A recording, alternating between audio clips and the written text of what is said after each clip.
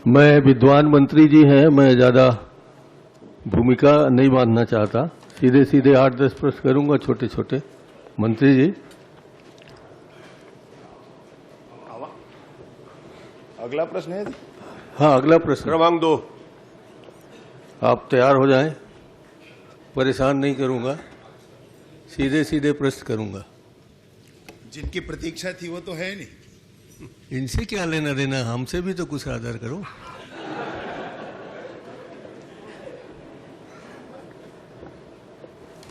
माननीय अध्यक्ष महोदय, मैं माननीय मंत्री जी से ये जानना चाहता हूं कि प्रधानमंत्री आवास योजना ग्रामीण में जो मार्गदर्शिका इनको मिली है, उस हिसाब से पीएम आवास पूर्ण कब माना जाता है, ये मैं जानना चाहता हूं कि जिनको 1,20,000 भुगतान हो जाता है उसके बाद, या मनरेगा के 90 दिन की मजदूरी जोड़कर जो 23,490 जोड़ते हैं, या स्वच्छ भारत मिशन के शौचालय निर्माण जिसके लिए आप 12,000 देते हैं, इस तरह कुल 1,55,490 रुपये बनता है, तो इसका भुगतान कर देते हैं, उसके बाद आवास पूर्ण माना जाता है कि बिना मनरेगा और बिना शौचालय बनाए ही मान लिया जाता है? नहीं, आवास की पूर्णता 3 किस्तों में राशि जाती है माननीय अध्यक्ष महोदय, और निसंदेह आवास तो तभी पूर्ण होता है जब ये सारी चीजें बन जाएं, परंतु 3 किस्त के बाद हम ये मानते हैं कि आवास अब अंतिम चरण पर है।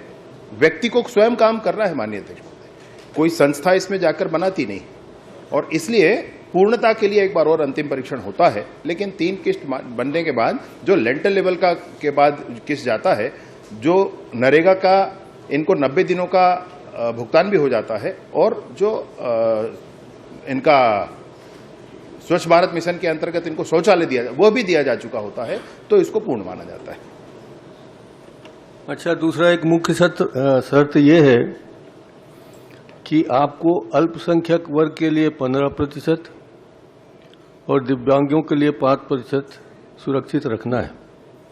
क्या आप मुझे बताएंगे कि जितने भी प्रधानमंत्री आवास निर्माण हो रहे हैं उसमें इन वर्गों के लिए सुरक्षित रखा गया है? माननीय अध्यक्ष महोदय, मैं माननीय नेता प्रतिपक्ष जी वरिष्ठ सदस्य हैं, जरूर ये बताना चाहता हूं, ये किसको कितना देना है ये पुरानी सरकार की बात थी, अपने ही लोगों की बात जो सरकार नहीं मानी थी। वर्तमान में विष्णुदेव जी की सरकार है, उन्होंने तो पूरा दे दिया है माननीय, कोई भी शेष नहीं है, कोई भी शेष नहीं है। जितना 2011 की सर्वे सूची था वो पूरा दिया जा चुका है, 2000 आवास प्लस की सर्वे सूची वो पूरा दिया जा चुका है। तो अब यह प्रश्न कहां उठता है कि किसको दिया जाए और किसको न दिया जाए?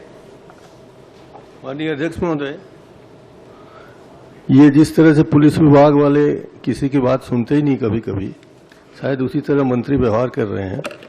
मैं बोल रहा हूं कि अल्पसंख्यक वर्ग के लिए 15% और दिव्यांगजनों के लिए 5%, ये आपके आवास योजना में लिखा हुआ, ये हमारे सरकार का निर्देश नहीं है, ये आपके सरकार का निर्देश है। वो आपने दिया है, पूर्ण हुआ है नहीं हुआ है, इतना पूछना चाहता हूं। मैं पुनः अपनी बात रिपीट करता हूं माननीय अध्यक्ष महोदय, ये किसी को एक बार कुछ आवंटन दिया जाए, 100 आवास देने हैं माननीय अध्यक्ष महोदय, तो 15 अल्पसंख्यक को, 5 दिव्यांग को ऐसे दिया जाएगा माननीय अध्यक्ष महोदय। अगर सूची में से 100 देना है तो पूरी सूची ही दे रहे हैं, फिर क्या विषय हो जाता है? आप छुपा रहे, मैं जान रहा हूं, मैं इसकी शिकायत ऊपर तक कर सकता हूं, देखता हूं करूंगा कि नहीं। दूसरी बात, आपके मुख्यमंत्री जी ने यह घोषणा की थी कि जिन जिन जिलों में प्रधानमंत्री आवास पर पैसे लिए गए हैं उन जिलों के कलेक्टर को निलंबित किया जाएगा। मेरे पास शिकायत है तखतपुर से, आप भी जानते हैं सुशासन त्योहार में 2,965 शिकायतें प्राप्त हुई हैं। इसमें से कितने पैसे के लेन देन की शिकायत है और कहाँ की, ये बताएंगे? माननीय अध्यक्ष महोदय, माननीय मुख्यमंत्री जी विष्णुदेव साय जी, उनकी सरकार में सुशासन है और सुदर्शन भी है। बड़े बड़ों को नहीं छोड़ा गया माननीय अध्यक्ष महोदय, तो किसी और की तो बात ही नहीं। मैं निसंदेह ये कहना चाहता हूं कि कोई विशेष जानकारी माननीय वरिष्ठ सदस्य के पास, माननीय नेता प्रतिपक्ष जी के पास हो तो अवश्य उपलब्ध कराएं। विशेष जानकारी ये है कि आपके और मुख्यमंत्री जी के, हमारे अध्यक्ष जी के जिले में कबीरधाम में प्रधानमंत्री आवास योजना से बैगा परिवारों से अवैध वसूली के संबंध में जानकारी है। और आपका जिला और मेरा जिला भी वैसी है। दूरभाष से आवास मित्रों ने आपको फोन किया है कि हाँ पैसे की वसूली की गई है। उसी तरीके से तखतपुर के पंचायत के माध्यम से आपको शिकायत कराया गया है, जो सांसद पूर्व हमारे उप मुख्यमंत्री जी का क्षेत्र है। तो ये तीनों जरूरी जगह हैं जहां से शिकायतें आई हैं। तो क्या इन सब जगह के कलेक्टर आप सस्पेंड करने जा रहे हैं? इसमें जो जिला कबीरधाम के कुकदुर क्षेत्र का ये विषय आया है माननीय अध्यक्ष महोदय, उस पर जांच भी चल रही है। और माननीय सदस्य बता रहे हैं तखतपुर जो क्षेत्र है, माननीय उप मुख्यमंत्री जी का क्षेत्र है, मैं उसकी भी जानकारी एकत्रित करके उस पर भी जांच करा लेते माननीय अध्यक्ष महोदय, उसमें कोई संशय नहीं। गड़बड़ जो करेगा उस पर काम किया जाए। चलिए आप पूछ लीजिए।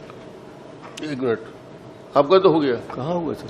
अच्छा, अभी 3-4 ही हुए हैं। मनरेगा में 100% राशि आपने नहीं दी है बनाने के लिए, ऐसे बहुत सारे उदाहरण मेरे पास हैं। माननीय मंत्री जी, इधर देखिए ना जरा। तो इनको मैं आपके समक्ष रखूं कि मुझे अध्यक्ष मुझे इजाजत देंगे कि मैं पटल पर रखूं? अभी जवाब मंत्री जी दे रहे हैं आपके सारे प्रश्नों को, आप पूछते जाइए। माननीय अध्यक्ष, वैसे माननीय अध्यक्ष महोदय एक बार प्रश्न थोड़ा बता देंगे। आपने जिन जिन स्थानों में मनरेगा की राशि नहीं दी है, उन स्थानों की सूची है, जिसमें सबसे चिंताजनक स्थिति यह है कि उसमें जसपुर जिला, जो आपके मुख्यमंत्री का क्षेत्र है, जिला है, वो भी शामिल है। और तमाम सुकमा, बस्तर, कोंडागांव, दंतेवाड़ा, नारायणपुर, बीजापुर में तो आपने 38% ही राशि दी है। तो इनके बारे में क्या कहेंगे कि इनको मनरेगा का बाद में भुगतान करेंगे कि नहीं करेंगे? ये श्रमिकों का समस्त भुगतान शायद बीजापुर जो विशेष बात कह रहे हैं उसके लिए एक बार और परीक्षण की आवश्यकता होगी माननीय अध्यक्ष महोदय। परंतु इतना जरूर कहना चाहता हूं कि लेबर पेमेंट 30 जून तक पूरा किया जा चुका है। वो रिपोर्ट अगर 30 जून के पहले का होगा तो एक बार माननीय वरिष्ठ सदस्य महोदय को, माननीय नेता प्रतिपक्ष जी को एक बार ध्यान देना होगा। परंतु 30 जून तक का लेबर पेमेंट हो गया है। बीजापुर जैसे कुछ स्थान हैं, अगर वो बहुत इंटीरियर है, बैंक का खाता का परेशानी है, ऐसी कोई भी परेशानी होगी तो आप मुझे जरूर बताएं, मैं पूरी शिद्दत के साथ उसको करता हूं। चलिए, ये तमाम फोटोग्राफ्स हैं, आप देख लीजिए ना इधर। 1 मिनट सर, बहुत हो गया सर, प्लीज देखिए। तो जिनको अपूर्ण आवासों को पूर्ण बताकर इन्होंने भुगतान कर दिया, ऐसे मेरे पास सब फोटोग्राफ्स हैं। ये अपूर्णता की स्थिति के होंगे माननीय अध्यक्ष महोदय, ये पूर्ण हो चुके होंगे। अभी फिर से कराना होगा क्योंकि ये 30 जून तक का लेबर पेमेंट पूरा हो चुका है। अभी पहले कोई फोटो दे दिया है माननीय नेता प्रतिपक्ष जी को, तो ये आप ही के विभाग के फोटो हैं, मैंने नहीं खींचा इनको। और आप तो एआई तक को गलत बता रहे हैं, तो पता नहीं कौन कौन गलत बता दोगे आप। मैं तो चाहता हूं कि मैं इन सब पत्र को आपकी अनुमति हो तो यहाँ पटन पर रख देता हूं, और इसकी शिकायत ऊपर भी करूंगा कि ये माननीय मुख्यमंत्री जी को ही बेवकूफ बना रहे हैं और माननीय नरेंद्र मंत्री जी को ही बनाने की कोशिश कर रहे हैं। बेवकूफ शब्द अगर गलत है तो दस्तावेज, सॉरी। आप इतने वरिष्ठ हैं, फोटो, दस्तावेज, पेपर कटिंग, इस विषय को लेकर प्रस्तुत करना कितना उचित है आप ज्यादा जानते हैं। और दूसरी बात, एआई अपने हर रिपोर्ट में नीचे लिखता है कि इसकी विश्वसनीयता को रीचेकअप करने की जरूरत है। एआई के कोई भी इंफॉर्मेशन आप लोगे उस एआई के नीचे रिपोर्ट में एक कॉलम रहता है, यह पूर्णतः विश्वसनीय नहीं है, इसको क्रॉस चेक अप करने की जरूरत है। आप जानते हैं। और चलिए एक प्रश्न आप कर लीजिए। नहीं, आप बैठ जाओ सब। धन्यवाद अध्यक्ष महोदय। जो ये बात 90 दिन की भुगतान की आई है मंत्री जी, मैं आपको अवगत कराना चाहूँगा कि अकलतरा में ही करीब 12,500 जो आवास स्वीकृत हम लोगों का टारगेट था, जिसमें 10,000 के आसपास स्वीकृत हुए हैं और 4,280 उसमें पूर्ण हो चुके हैं, लेकिन 1,705 के मनरेगा का भुगतान नहीं हुआ है। और मैं आपके संज्ञान में भी लाना चाहूंगा इस सवाल के साथ कि इसमें वर्क कोड जनरेट नहीं हो रहा है, जो बहुत बड़ी समस्या है, जिसकी वजह से ये टारगेट जो हमें नंबर का दिख रहा है, इसके अलावा भी लोगों का भुगतान नहीं हो रहा है और इस बहुत विषम परिस्थिति है। तो आपसे निवेदन करना चाहूंगा कि इसका परीक्षण भी करा लें और ये कब तक भुगतान हो पाएगा, वर्क कोड जनरेट होके, इसका भी आप जवाब देने की कृपा करेंगे। माननीय अध्यक्ष महोदय, माननीय सदस्य अकलतरा के संदर्भ में कह रहे हैं, मैं जरूर बताता हूं उस विषय पे, लेकिन मुझे बड़ा कष्ट हुआ है माननीय अध्यक्ष महोदय, बड़ा दुख हुआ है। ये इतने हमारे नेता प्रतिपक्ष जी इतने वरिष्ठ हैं, उसके बाद भी उन्होंने कहा कि कोई किसी को बेवकूफ बनाने की कोशिश कर रहा है।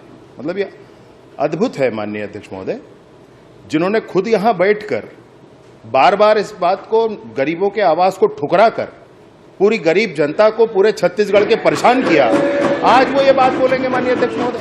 मैंने किस आधार पर माननीय अध्यक्ष मैं तो पूरी तैयारी के साथ आया था। मैंने सोचा था कि माननीय पूर्व मुख्यमंत्री जी भी आएंगे तो पूरी बात की जाएगी। ये वो पत्र है जिसमें केंद्र की सरकार ने ज्यादा आवाज दिया और नहीं लेंगे करके वापस भेज दिया। इसमें दूसरे पत्र भी हैं जिसमें केंद्र की सरकार में गिरिराज जी मंत्री थे इस विभाग के, उन्होंने आग्रह किया कि इसको ले ले, नहीं लिया गया। नरेंद्र सिंह तोमर जी मंत्री थे, उन्होंने आग्रह किया, नहीं लिया गया। उसके बाद माननीय विष्णुदेव जी की सरकार में जितने आवास आए हैं, मैं सारे पत्र रखकर बैठा हूं माननीय अध्यक्ष। और इन सारी बातों के बाद आज जब मुख्यमंत्री विष्णुदेव साय जी की सरकार में पूरे के पूरे 100% आवास स्वीकृत, पूरे 2011 की पूरी सूची, आवास की पूरी सूची, उसके बाद 31 लाख नए आवासों का सर्वे ये किया जाए, तब कोई सदन में माननीय नेता प्रतिपक्ष जी इतने वरिष्ठ होकर अगर यह कहें कि कोई किसी को बेवकूफ बनाने की कोशिश कर रहा है, तो मैं यही कहूंगा, जनता को बेवकूफ बनाया गया था माननीय अध्यक्ष, जनता को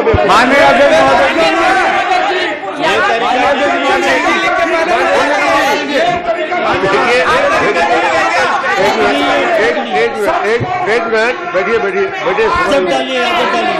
समय दूंगा,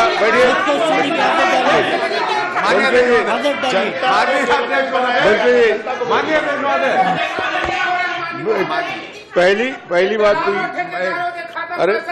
अरे भाई बैठिए, तो आप बैठिए।